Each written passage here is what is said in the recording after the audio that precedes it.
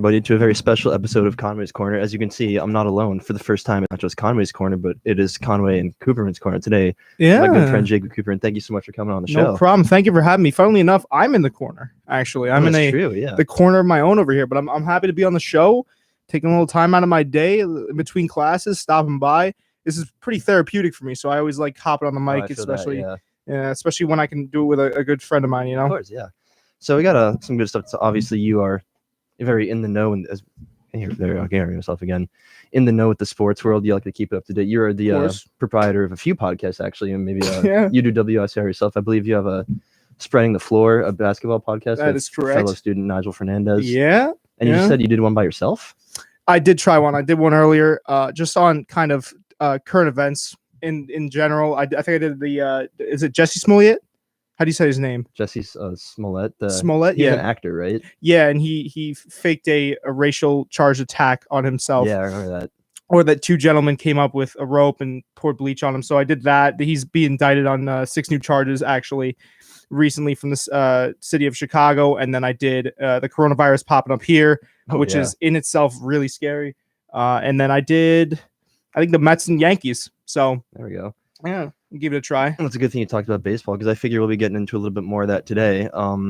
We obviously, unfortunately, we were shot down in our class for talking about that for a project, but we have free reign over here. So yeah, New York sports. Baseball is back. I'm so excited. Baseball is probably my favorite sport. Big baseball guy? Yeah, it's my favorite for sure. Every time spring training rolls around, I get super psyched. I forget how much I actually missed it. And I think for both teams, there's reason to be optimistic, but also a lot of stuff to worry about. I think for Yankees, obviously, the biggest blow for them right now is that Luis Severino just went down for the entire season. With Tommy Johns, yeah. And obviously that makes getting Garrett Cole look bigger than ever, because the rotation, it seems, for me the past few seasons has always been the one thing that keeps the Yankees from getting right. They're starting, they're I think it was their starting pitching, correct? Because they always had a good bullpen, but they always were worried about that starting pitching. But with Garrett Cole in there, I mean, that gives them a big boost in terms of, I think, wins. Obviously, Severino out with Tommy Johns is going to hurt them a little bit, but I want to bring up the fact that in past, the Yankees have dealt well with having some of their star players and their upfront talent not there. Their rich depth seems to kind of get them out of a lot of early issues, and you saw that over the course of the season. And then by the time that the playoffs rolled around, they had all their star guys back. Now, say what you want about the Astros, but we were able, as Yankee fans and as Met fans, or mostly as Yankee fans, to kind of sit back and watch as our kind of depth helped us out. And in lieu of our actual starters, they got the job done. There was a stretch and they got it done. No questions asked. They were getting us wins. So something I wish the Mets could do, because for the past few seasons they've been injury ridden like crazy, and they can't really seem to. They don't really seem to have the depth to step it up. Or, I don't know if anybody expected the Yankees to perform when all their star players went down, but I think everybody was caught off guard by that. But little baseball pun, that was out of left field. Yeah. So, but the Mets haven't been able to do that quite yet with their injuries, but I'm hoping that this season that might change, because, hopefully no injuries happen. But it seems more than ever that they have a bit more depth than usual, because Cano is back from injury. Hopefully he can stay healthy. Cespedes has that incentive to earn back the money before he lost messing around on his ranch. He fell off a horse or something ridiculous. He fell off a horse, and then he was playing around with a wild boar or something. Oh my God, I forgot about that. I don't know. So there's always something with that guy. Shenanigans. And then adding Rick Porcello and Michael Wacha to the starting pitching situation where they're competing for a 5 spot, I think. And we're also getting back Devin Betances. That's true too. Yeah, Dylan Betances. He's a big boost to the bullpen that the Mets have needed. It seems like that's.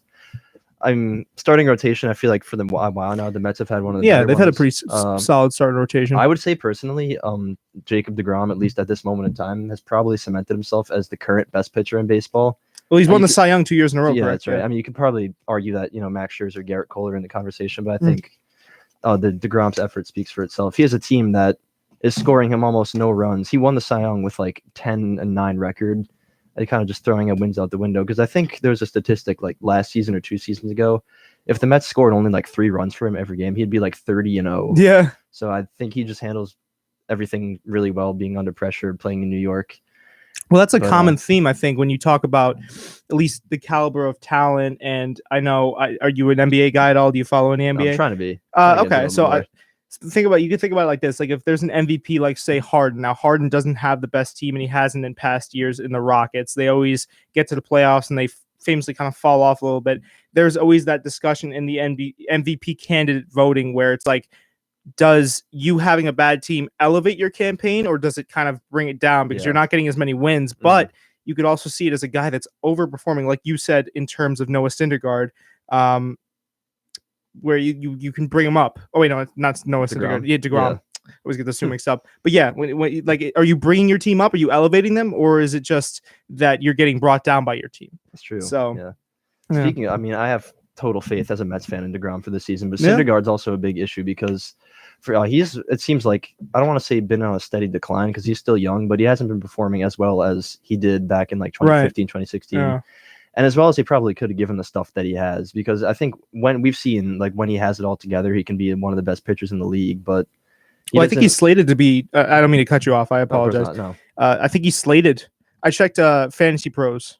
I don't know if they help out with fantasy baseball drafts, but they seem to have him bouncing back this year along with Edwin Diaz. Yeah. Okay, apparently he's supposedly supposed to have like a WAR of like 7 wins above replacement of 7. So I mean, they have him being one of the top pitchers in baseball. I would hope so. I mean, I think he's certainly got the motivation. He's a very self-motivated pitcher. He loves being in New York. He makes it very, like, he's very vocal about when he's like not succeeding, not doing well. And I think he's very just determined to do well, just to prove it to himself, even if not to the fans, that he can be as good as we think he is and know that he can be. Right. To me, like a type of guy like that, even if his production might be down, I'd still want him in my bullpen just because, or in my pitching staff, just because he's a guy that will go through, I can't really say it on air, but like he'll go through anything, right? And even if his production's down, he's such a good pitcher that it'll be normal production. And then you have the outside aspect of that where it's a guy that'll do anything for your team. He's a loyal guy. He loves playing in New York. So, absolutely. I'd take him on my team any day. So even with all that stuff, I'm very hopeful, but I'm also cautiously optimistic because obviously there are teams out there that even with the Mets' new added depth and reasons to be hopeful that are probably going to do a lot better. Like, I think, for example, the Yankees, everybody's saying they're probably a World Series contender. I would believe that. I think that with the new pitching, I think at this point, in every team in the American League East respective standing, I don't think any team stands a chance. The Red Sox just dealt David Price and Mookie Betts to the Dodgers, so that's a big loss for them. Yeah, they did get that outfielder, but he has questionable health issues. Lord knows the Orioles or the the Blue Jays aren't really going to put up much of a fight against. Yeah, not Yankees, this year at least. So everybody's predicting Dodgers Yankees World Series. I could pretty easily see that because I think the Dodgers, on top of before they even got the Red Sox deal, getting David Price and Mookie Betts were a strong contender, and now adding Price, who seems to have stepped up his game recently in the playoffs, to a rotation that already has Clayton Kershaw, Walker Buehler, and just so many.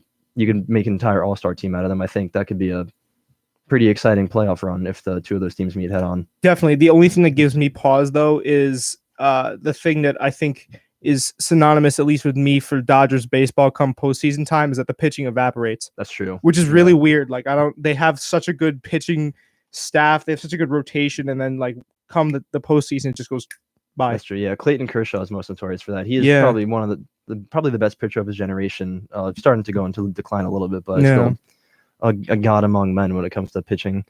But every single year in the postseason, it seems like he just gets shellacked. And I know I've seen some Dodgers fans blaming the Astros cheating, but I don't think you can chalk it all the way up to that because it's against any team, really. Right, yeah. He seems to struggle there, and they really have to rely heavily on offense. I think that's why David Price and Walker Buehler will be really big for them because Price, for the first time that I've ever seen since I've been watching baseball, really stepped it up for the Red Sox in the playoffs. When did they win the World Series? 2 seasons ago? When they last. The Dodgers? Was that? No, when did the Red Sox? Red Sox, they won in 2017. That was it. Yeah, I remember David Price being phenomenal for them in the postseason. So adding him, the young stud the Dodgers have had for the past few seasons, Walker Buehler, I think the sky's the limit for that kid for pitching. So I think they might have to be the new leaders for that, and hopefully they can keep the pitching up to the standard that you'd hope for the playoffs for the Dodgers. Yeah, I know it's neck and neck in terms of rankings because I've been keeping an eye on a lot of ESPN stat predictions and CBS, all that stuff. And a lot of people seem to have the Yankees and Dodgers being neck and neck in terms of power rankings. Because obviously, again, like the Yankees, they added Garrett Cole. They were supposed to be having Luis Severino, but obviously now Tommy John surgery, he's missing the season. So that's going to definitely kind of affect their power rankings a little bit. But I still think it's gonna be a very interesting and close series. Yeah, do we know who's filling in for Severino? I think James Paxton might be out I until think- May too. Do we know who's like filling these spots for them? Because I don't.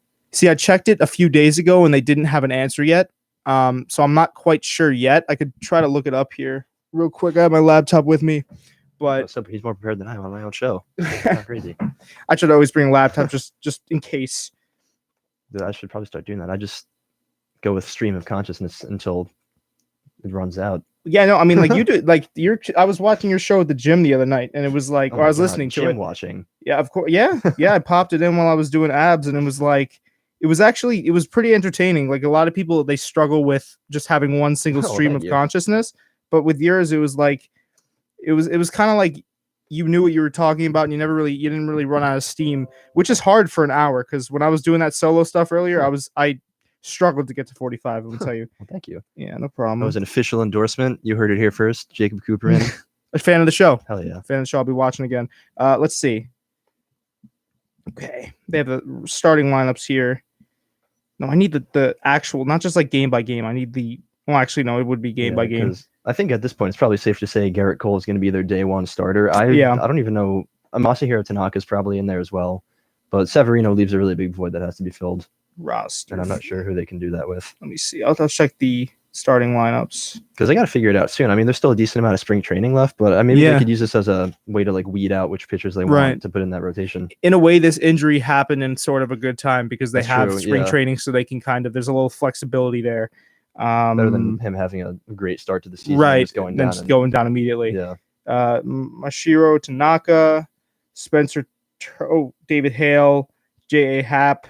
I forgot about Hap. Okay, Yeah, I think maybe Happ would be taking Jordan that would be Montgomery. probably, and Montgomery. See, they have depth. They've always Yeah, had depth. I don't yeah. think so. I can see why that would be worrisome, but also I don't think it's the end of the world for the Yankees' projected Right, super season. because as long as the Yankees have depth, I mean, there's no real issue because obviously from last season you saw that they deal well with taking injuries and calling guys up, and they have seemingly a good farm system as well.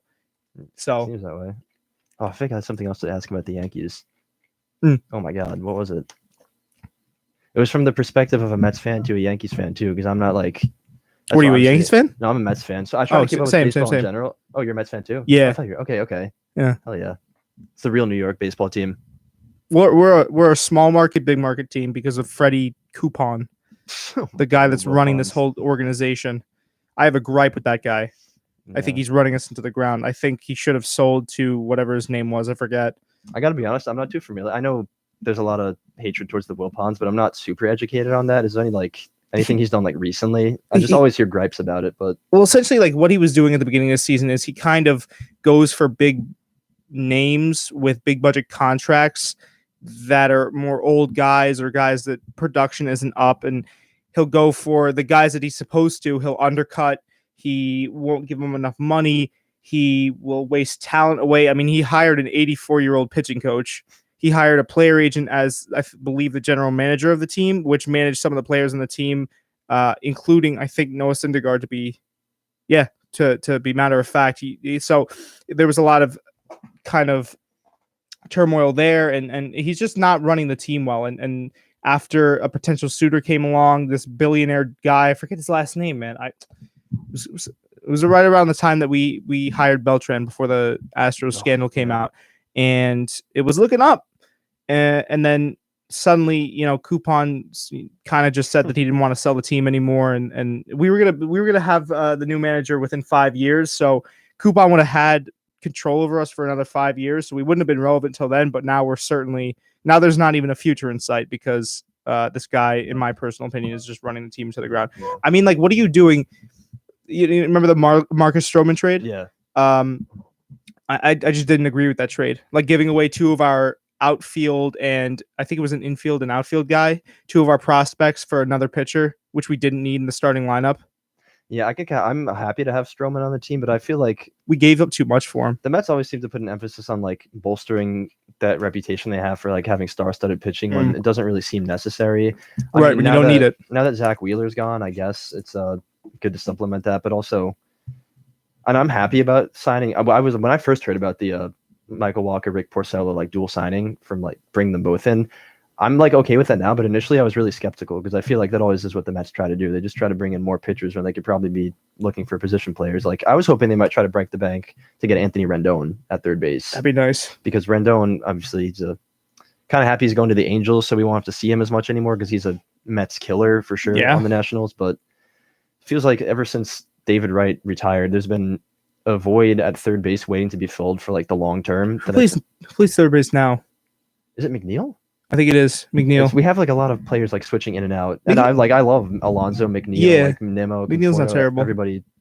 We got a young team. Their offensive production is okay. It's just our defense that gives me pause. Yeah, I was watching the spring training game yesterday against the Cardinals. And infield looked like kind of a mess, which I'm always hesitant to criticize based on spring training because it's just about like getting in shape, getting ready for the season. But you don't love to see that kind of stuff. Yeah, especially from I know Edwin Diaz hasn't been playing up to form either.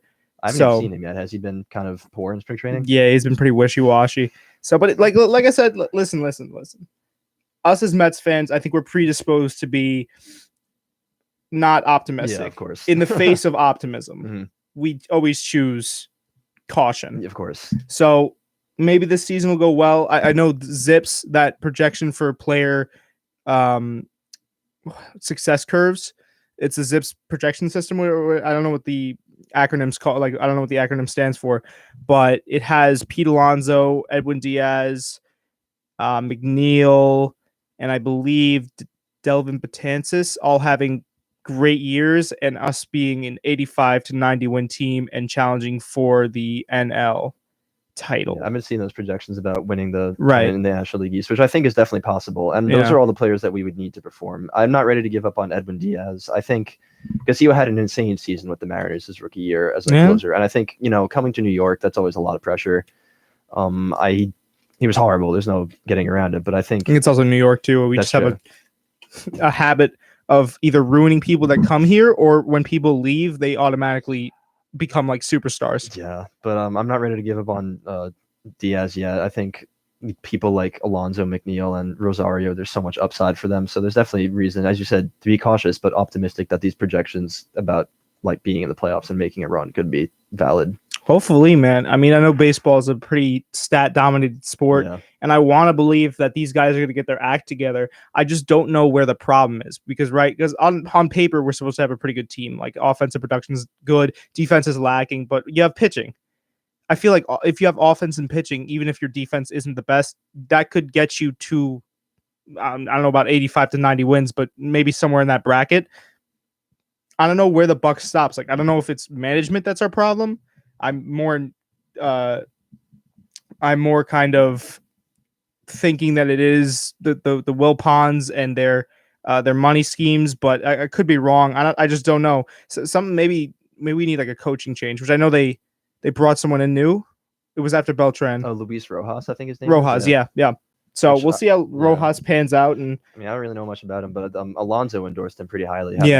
Played under him in the minor leagues, and that's it's enough for me, I guess, because there's no really. I wasn't super excited. I didn't hate the Beltran idea at first, but I also wasn't like super excited about it because to me that was more so. I could be completely misinformed saying this, but it felt more so to me like that was just them grabbing for a big name who means something to the Mets to get fans excited.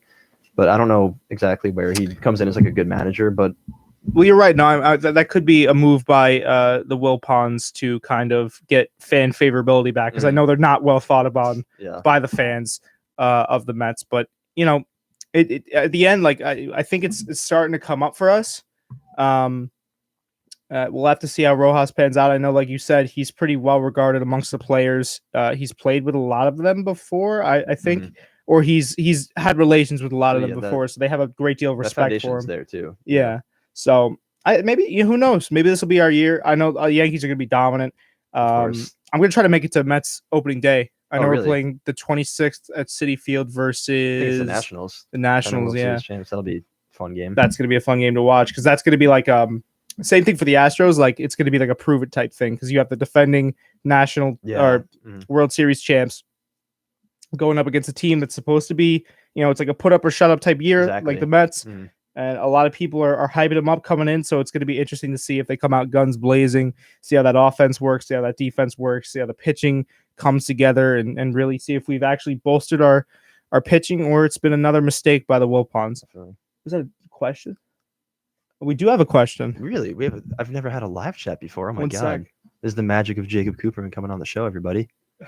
I pull in the views. No, the Yankees are going to have a tough due to injuries. Why might they look to as temporary prospects from their farm clubs? Oh, okay. Are we looking into their farm system? Yeah, so basically the question is, the Yankees are going to be having a great deal of injuries. Obviously, I don't know if you heard Giancarlo Stanton has that grade A calf strain, and then how long is he out for? I don't think they don't have a really time frame, but he's supposed to not be back before he's not playing in the opening day game, so it's anytime after that. But they didn't give really a specific time frame, and then Aaron Judge has elbow soreness, like a mysterious kind of thing with Judge, right? They don't really know what it is. Yeah, right? Something with his elbow. So there's not really any concrete time frame with the both of those guys. And then obviously Severino's out.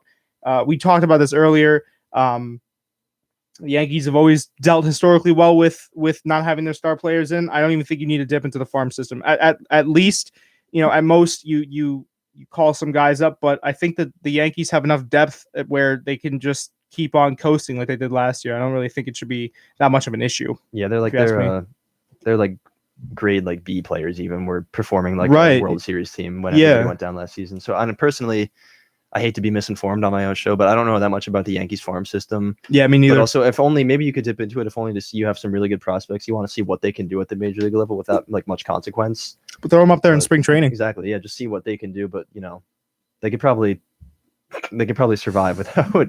Sorry, there's some shenanigans going on out there. Probably survive without having to, bring up so many people and have like a team full of never before seen faces.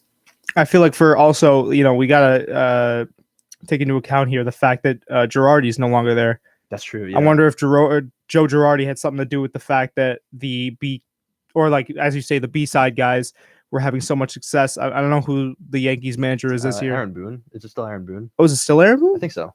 Oh, it was Aaron Boone last year. Then what? You know what? That's why I got to get more into baseball. Yeah. But I think they just do what they did last year, right? I mean, they had who was out last year? All the guys were out. There was Aaron Judge was injured for a while. Giancarlo Stanton was injured. Sanchez was probably Gary Sanchez. I think. I don't know. And then you know what? Hot take. I think they brought up a better catcher than Sanchez, in terms of at least defensive prowess, because Stanton's a great bat, but not Stanton.